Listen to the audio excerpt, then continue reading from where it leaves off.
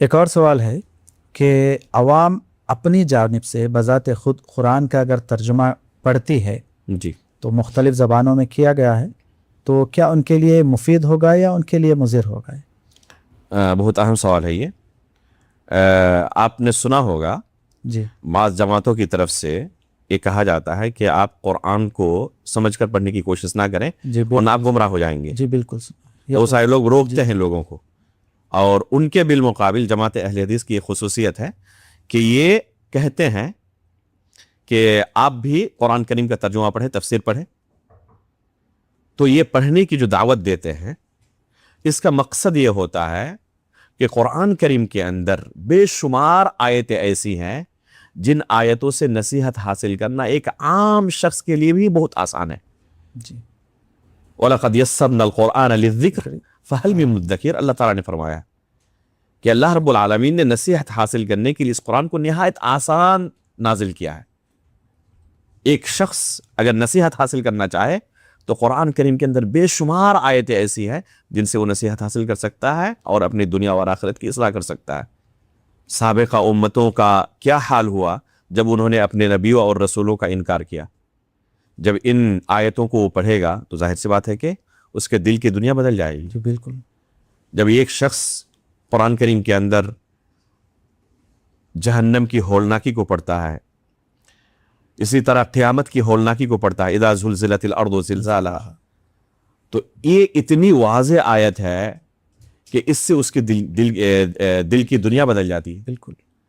تو جنت کی نعمتیں، جہنم کا عذاب، قیامت کی ہولناکیاں، سابقہ امتوں کا کیا حل ہوا، توحید اور شرک سے متعلق جو آیتیں ہیں، تو یہ نصیحت کی جو چیزیں ہیں ایک عام شخص کے لیے بھی انتہائی آسان ہے۔ جی بالکل صحیح۔ اس لیے ہم ضرور کہیں گے کہ ایک عام شخص بھی قرآن کا ترجمہ ضرور پڑھے، تفسیر ضرور پڑھے۔ جس زبان کو سمجھتا ہے اللہ کے فضل سے اس زبان میں ترجمہ اور تفسیر موجود ہے تو ضرور پڑھے، لیکن کبھی بھی اس کے دماغ میں یہ وہم نہ پیدا ہو کہ اس طریقے سے پڑھ کر میں عالم دین بن سکتا ہوں اور میں لوگوں کے درمیان دعوت و تبلیغ کے لیے کھڑے ہونے کا اہل بن سکتا ہوں۔